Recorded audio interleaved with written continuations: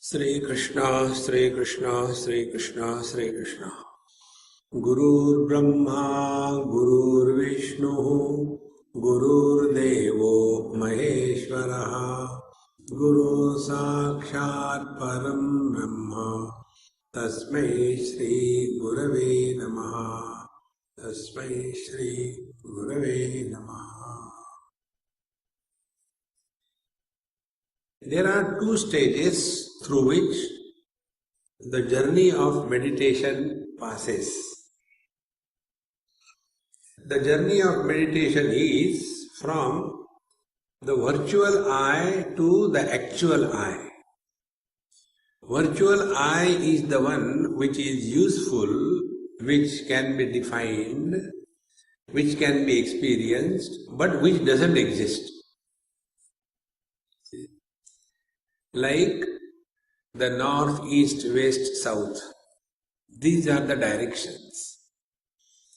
Now these directions are useful in navigation. They are useful in precisely pinpointing a place. They are useful. But do they exist? Because essentially all these directions are nothing but space. So space with reference to the sun and the earth is redefined as north, east, west, south. If we go away from the earth, there can be no north, no east, no west, no south. Because which is the east? East is the one where sun rises. Okay. Where sun rises? To the east. So because of the sunrise it is east, or because of the east the sunrise is there. Therefore, these directions are virtual reality, space is the actual reality. In the same manner, man is the virtual reality, husband, wife, brother, sister, brother-in-law is a virtual reality. They are useful, but they do not exist in reality. In the same manner, our journey starts from the virtual I and ends in the actual I. Like many times, people ask this question, how much time will it take to realize? So, the only answer could be, how much time it takes for a wife to become a woman. The wife is woman. See? How much efforts it will take for the wife to become woman? Zero. In the same manner, we don't have to become divine. We are divine. See? But when the wife is overpowered because of the problems, then she is all the time living only as a wife and suffers throughout. But the moment she comes to recognize this, that the woman is the real, not the wife. In the same manner, the meditation is the journey from the virtual I to the actual I. So the first station on this journey is body disidentification.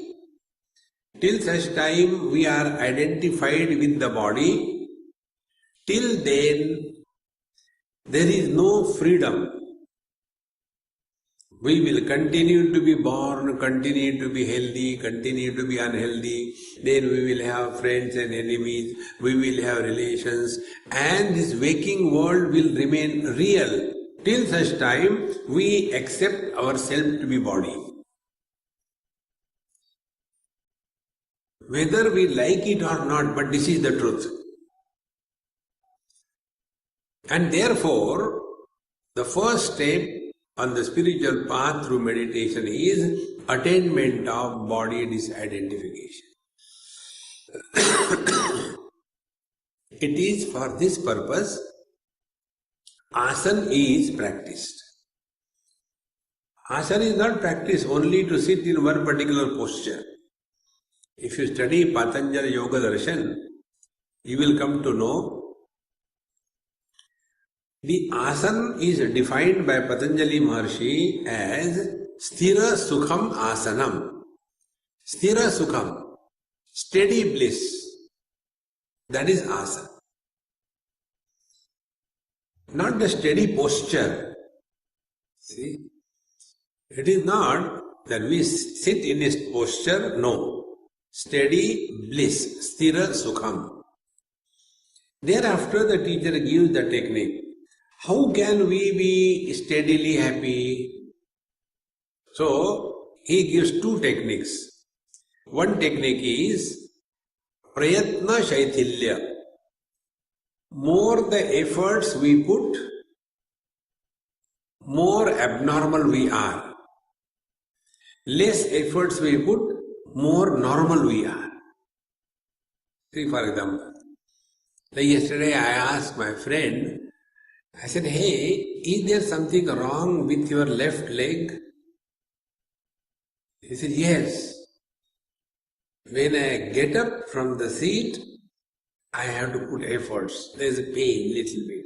But once I stand, I have no problem. So, normal person will get up without a pain. Now, when he has pain, he has to put more efforts. Similarly, those who are hard of hearing, for them, listening becomes a great effort. And they have to struggle. What is said, what is said. And in a struggle, they get tired and they can't hear further. But those who are normally able to hear, they have to put zero efforts. See, friends. Therefore, what is meditation? Meditation is leading life with minimum efforts.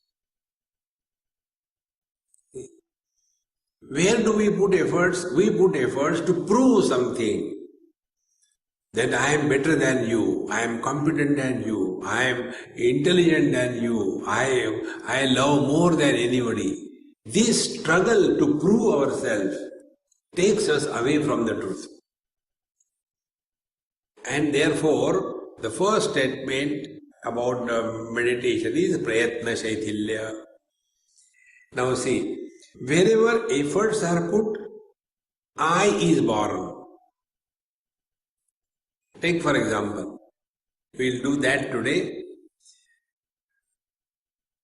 If we have to do pranayam, suppose I tell you, do pranayam for 5,001 times. Oh God, 5,000, my nose will break into pieces. Why? Because it is not normal. But when we breathe, do we ever say that I am tired of breathing? Per day in 24 hours we breathe 216 times. Per minute 15 times. See? Therefore, it is extremely necessary for us to know that wherever there are efforts, we are abnormal. Wherever there are efforts, I is born. And therefore, when I does meditation, he will be tired. See? And when the meditation is not done, but it happens, like breathing is not done, breathing happens. Therefore, we are never tired of breathing. But you do any pranayam, whether you are doing the Kapalbhati or the Anulom Vilom pranayam or whatever, we will get tired because their I is born, I am doing pranayam. Therefore, what is meditation? Meditation is, number one, freedom from body identification. Number two, freedom from efforts. Number three, I is not born and therefore meditation is not done. These are the three stages.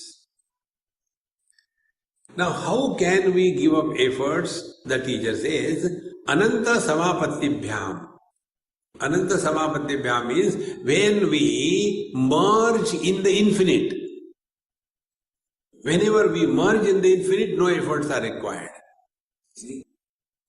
If we are to keep this hall clean, if we are to keep this hall without bad smell, we have to put lot of efforts.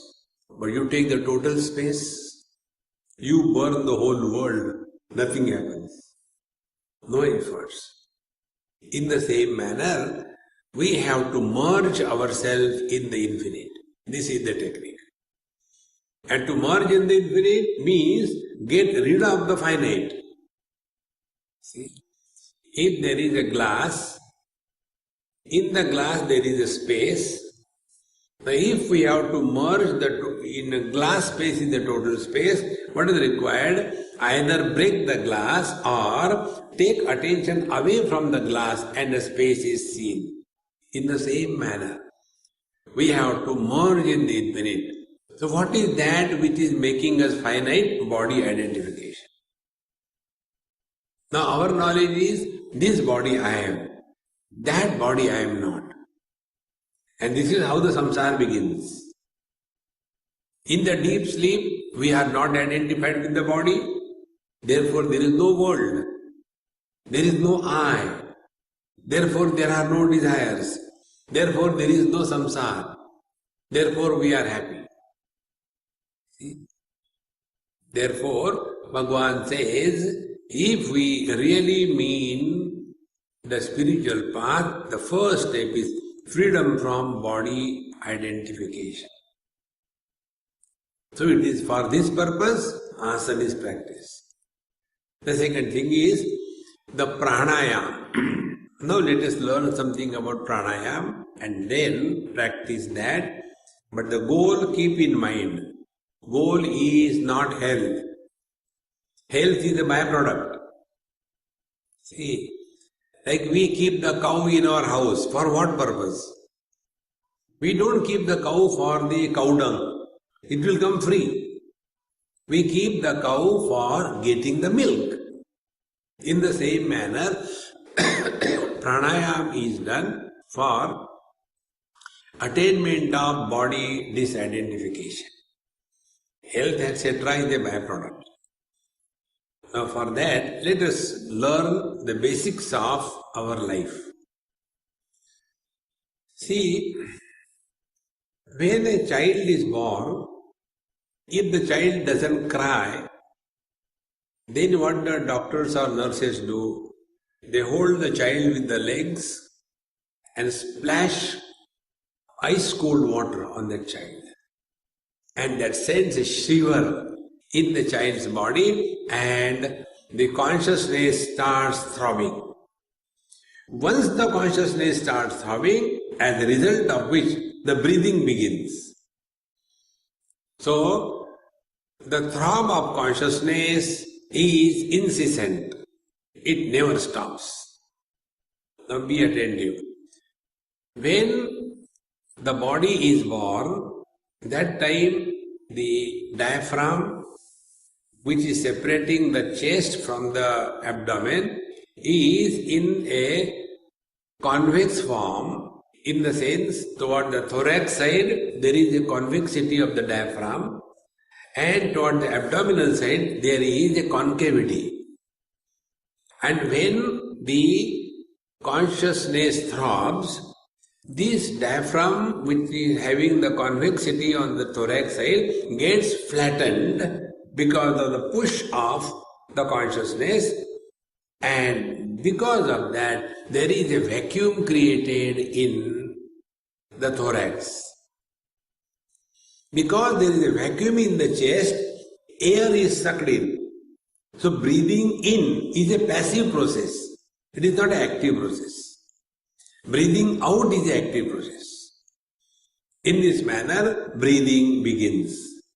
Till such time, breathing is, life is contained. So, to attain this freedom from body identification, let us go to understand the second step. Don't forget freedom from body identification. Second step. We breathe normally at a very superficial level. As a result, the toxins from our body are not thrown out. Because we keep on eating the whole day, some part of the food goes in the formation of the tissues, some part of the food goes in the form of providing energy to the body, prana, etc. And the remaining unwanted part of the metabolic byproduct goes out of the body as unwanted excreta, etc. So the rejection of the digested food from the body is in the form of solids, liquids and gases. Solids go out through the fecal material, the liquids go out through the urination, etc. And the gaseous toxins are remaining in our body in the blood. And as a result, our blood becomes saturated because of those gaseous toxins. And when the blood becomes saturated, then where will the toxins go? The toxins go and start accumulating in the joints, because joints are two bones coming together with a little space in between and the synovial fluid. So there these toxins start accumulating.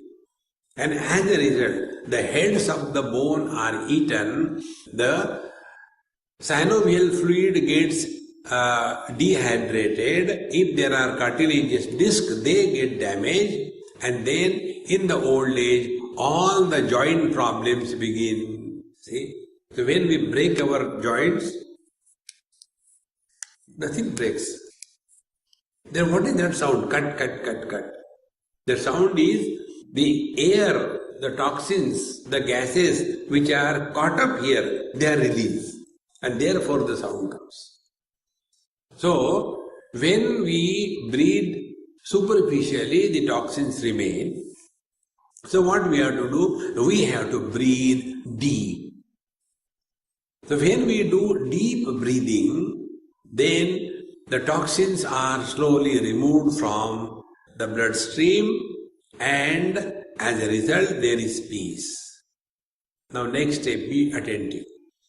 We do not want the thoughts to erupt, and yet the thoughts come.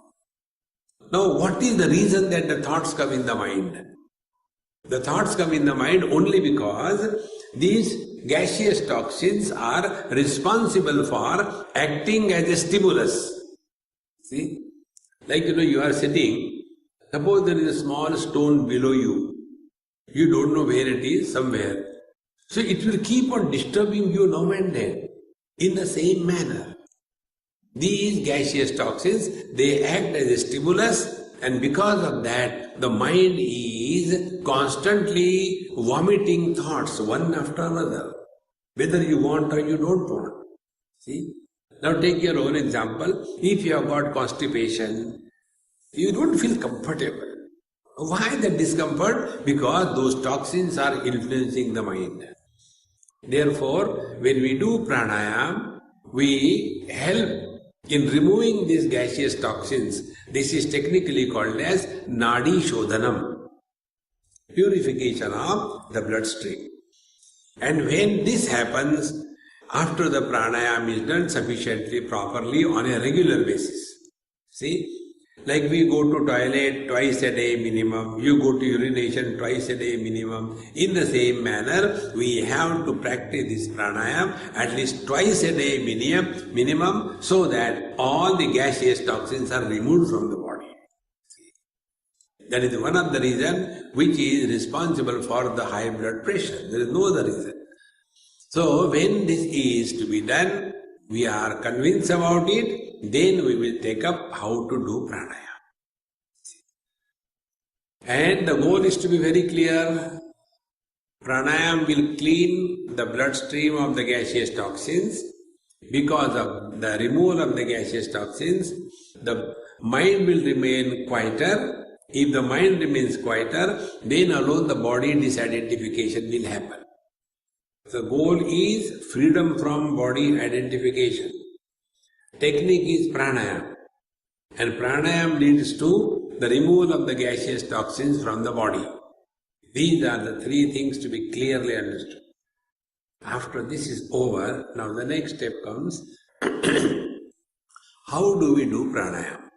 Now there are many techniques, but one of the simple techniques I'll tell you, try that, it will help. It has helped me. If you see the traditional way the yogis do pranayama, they keep on counting and maintaining a ratio. So when you breathe in from the left nostril, count 1, 2, 3, 4. And then you hold the air inside, Pura Kumbha. How long? Count 1 to 8. 1, 2, 3, 4, 5, 6, 7, 8. Then you breathe out. The breathing out, when it is done, you have to count 16. 1, 2, 3, 4, 5, 6, 7, 8, 9, 10, 11, 12, 13, 14, 15, 16. This is the ratio with which they suggest. Now in this what happens? The mind is created. The mind is not allowed to dissolve. Therefore, instead of doing this, the other technique which has helped me, it will help you also. When you are sitting properly, first of all, you listen, understand, I'll demonstrate, and then you do it. While I am talking, don't do it. Normally mind does that time. First of all, we breathe in deep and try to fill in the stomach, means the lower lobes of the lungs. I will call it stomach for easy understanding. First of all, filling the stomach will bulge. And then fill in the chest, the cardiac lobes are filled with the air. And so we have filled in fully. Then don't do kumbhak. Then you breathe out, again very slow, first from the chest, then from the stomach, by squeezing the stomach inside upward. And in this manner, by this pranayama, our lungs will be like, when we wash the clothes and we squeeze to remove the waters, in the same manner, lungs will be squeezed. And all the air from the lungs will be removed, and thus the blood will start becoming purer and purer. This is the technique. And this we have to do slowly, steadily. In this, one has to, initially it will not happen, subsequently with practice it happens. Only one thing we have to remain aware, that the time required for breathing in and breathing out should be equal. Don't count it, but by a proper rhythm you can understand. So, if this is the way we are going to do the pranayama. Now I will demonstrate before you.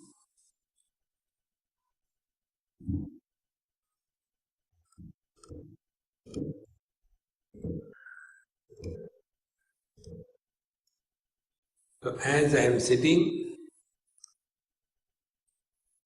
I am caught here. First of all, I will breathe in, fill in the stomach, then the chest, then empty the chest, and then empty the stomach. So I start, only watch.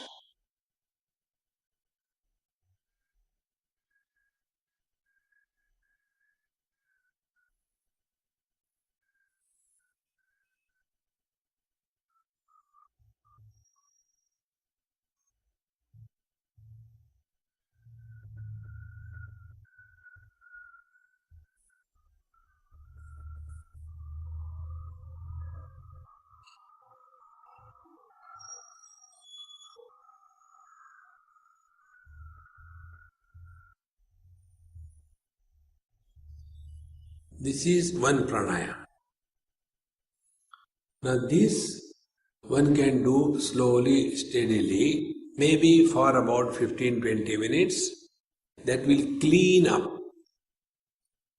the gaseous toxins, and after that cleansing happens, then what is the next step that we will learn in course of time while we are doing it. So like yesterday we have seen, sit properly, your base is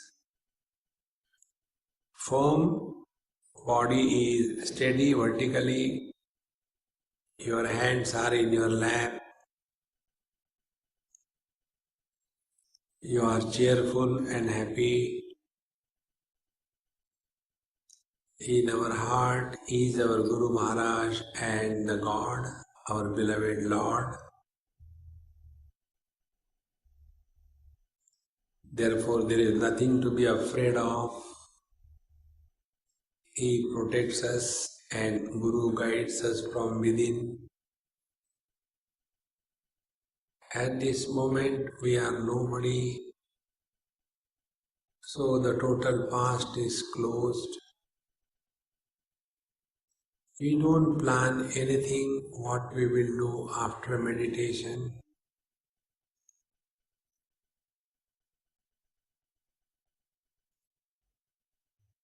Now in the present, we start the pranayam.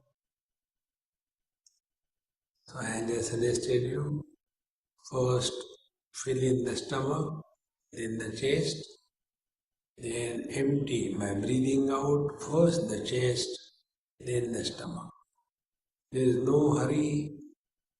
Do it slowly for 20-25 times. I'll give instructions on the way. Please start.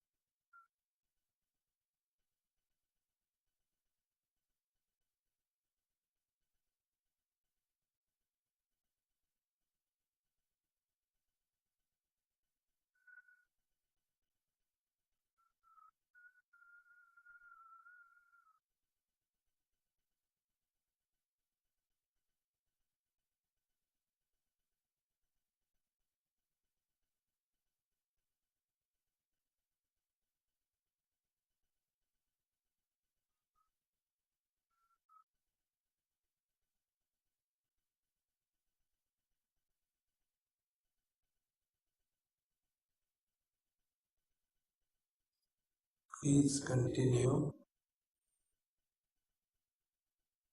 and listen as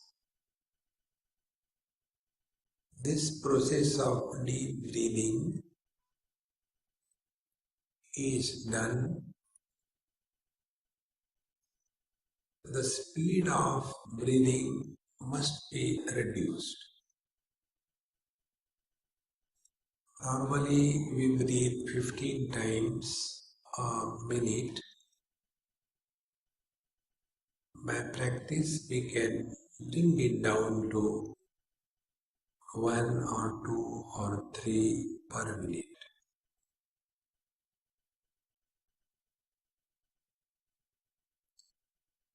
So, by deep breathing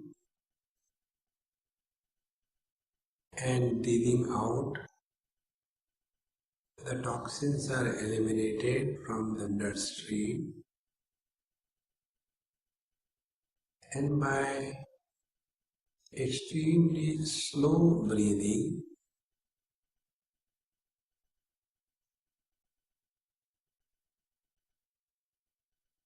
the mind is quietened.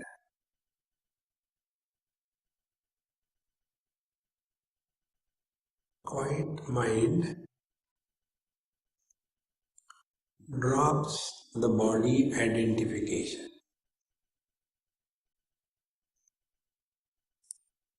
because if the mind is quiet, it doesn't take the position of anybody or any possession.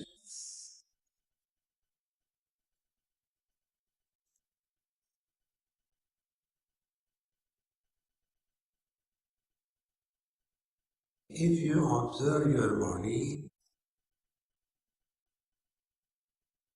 you will know that the base of your body has become firm. Vertically, the body is steady, and the weight of your body has increased,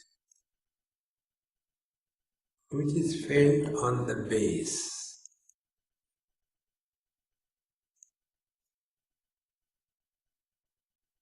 The hands are heavily landed on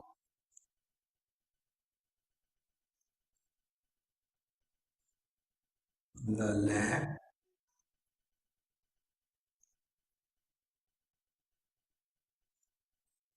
The increase in body weight and heavy landing of the hands in the lap is because the mind is slowly in a process of body disidentification.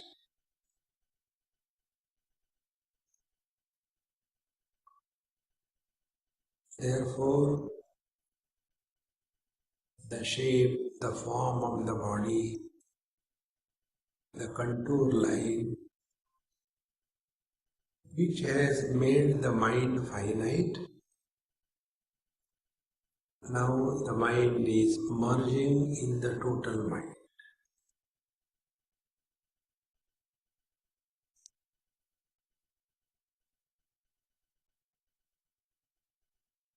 When we are not identified with the body, there are no efforts.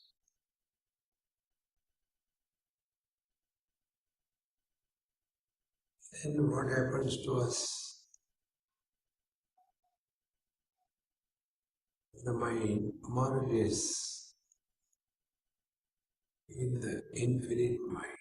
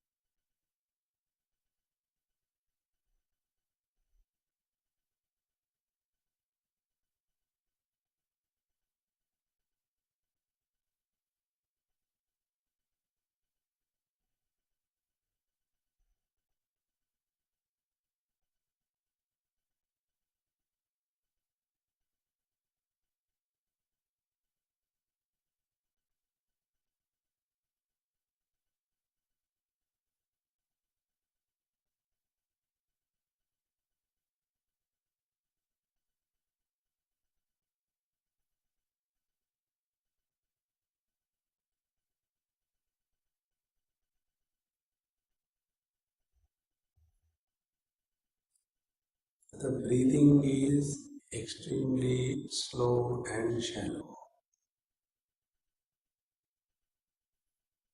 You have not done it. It has automatically happened.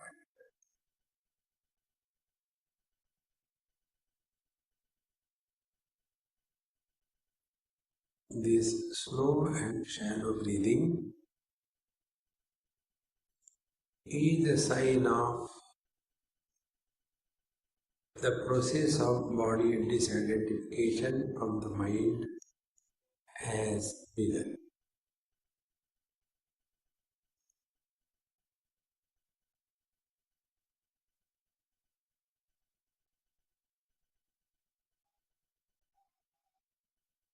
The concept of inside the body, outside the body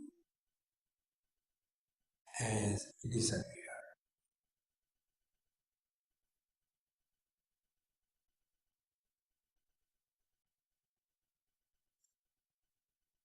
Now our experience is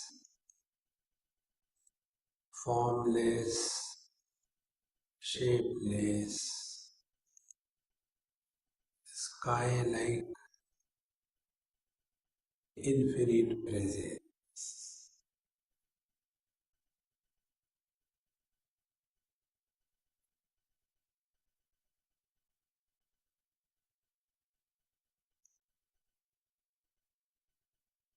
We are not concentrating anywhere.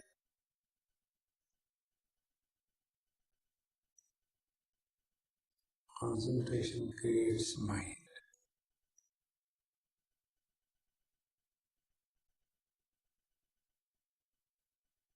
We are merely aware of our just being.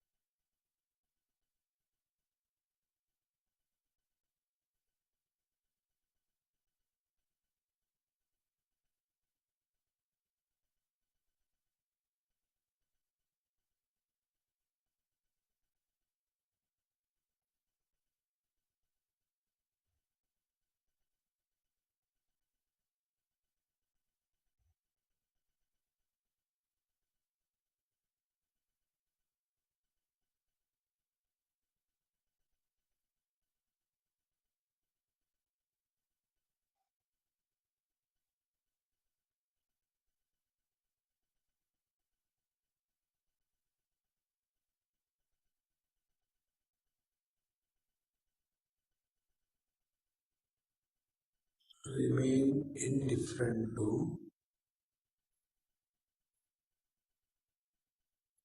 any thought if it erupts.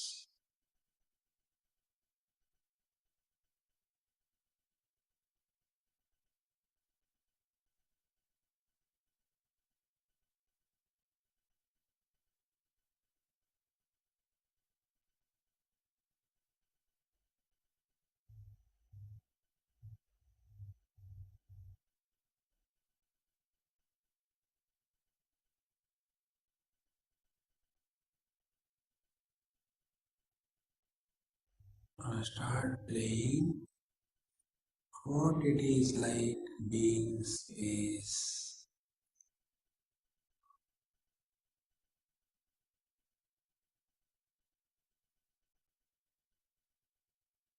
So, as if you are space.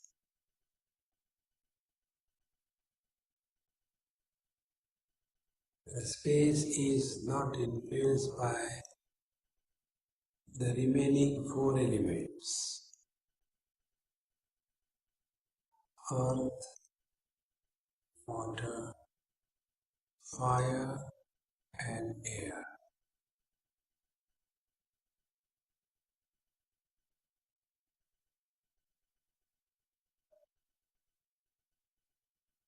Space supports all forms, shapes, but doesn't have any form, any shape.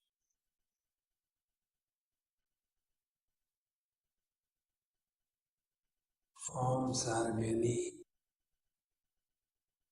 Formless space supporting all forms is only one.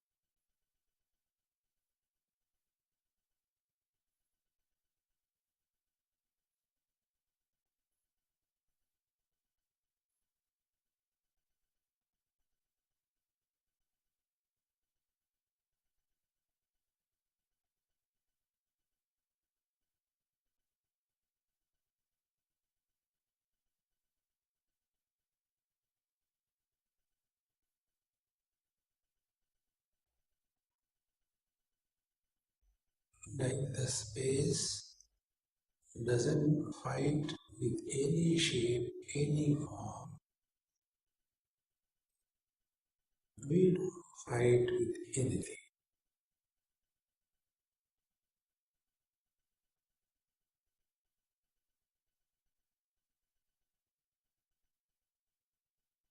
Not even in the mind.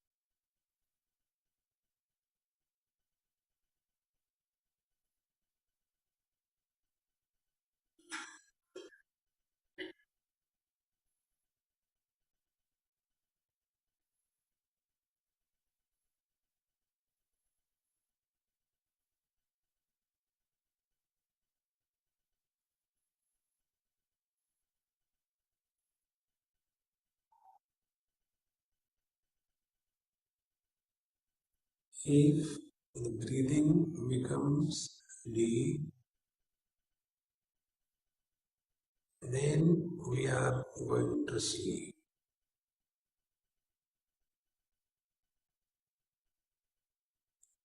If breathing becomes faster, body identification is happening. Hence, extremely slow and shallow breathing is the master key in the process of body disidentification.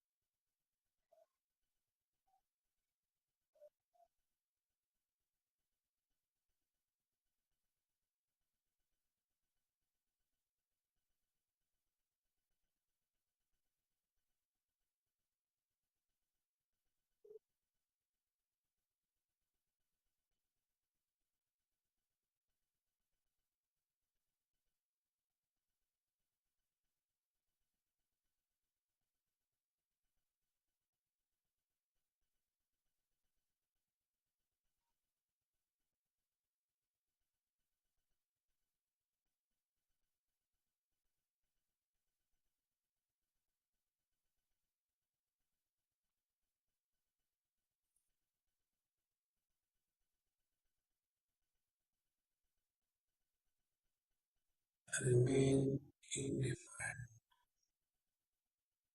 to any experience.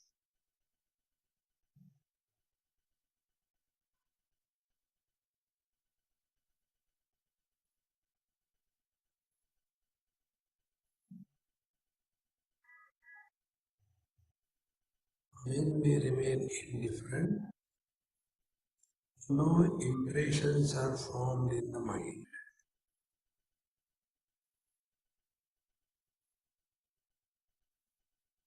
When we interact, impressions are formed.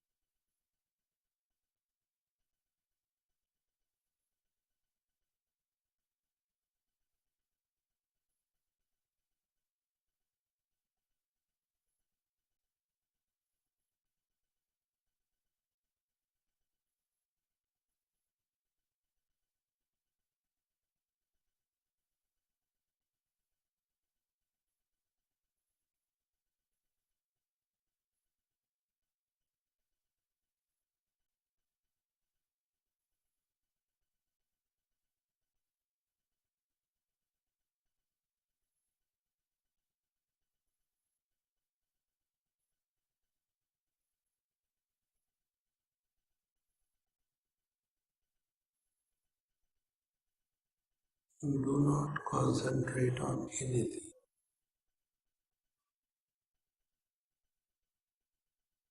Simply remain aware of just being without becoming anybody.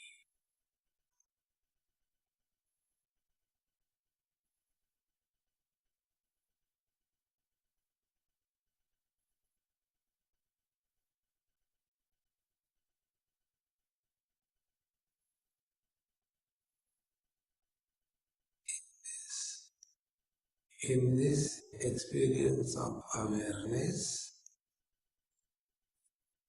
the concept of time, space, object, world, in, out, disappears.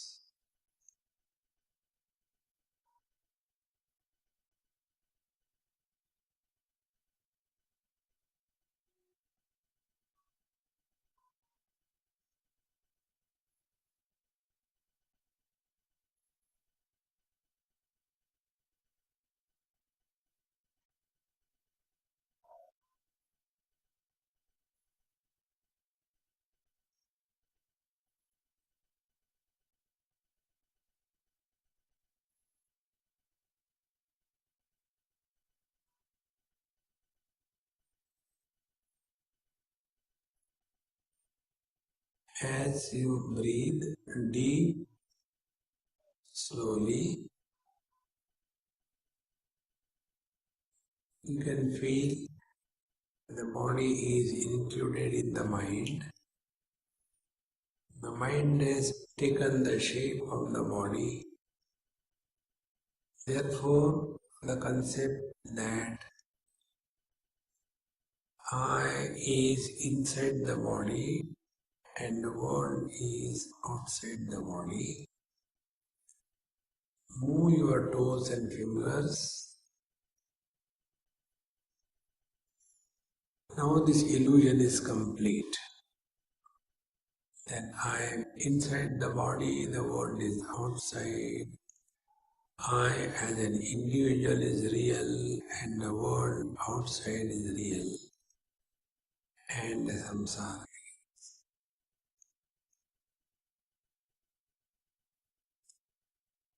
Do not make a memory of this experience. Offer everything at the feet of the Lord and remain empty without creating the concept of meditation, without creating any memory of meditation. Om Purnamadaha Purnamidam Purnahat Purnamudachyate Purnasya Purnamadaya Purnamevavashishyate. Om Shanti Shanti Shanti. Hari Om. Sri Gurubhyo Namaha. Hari Om.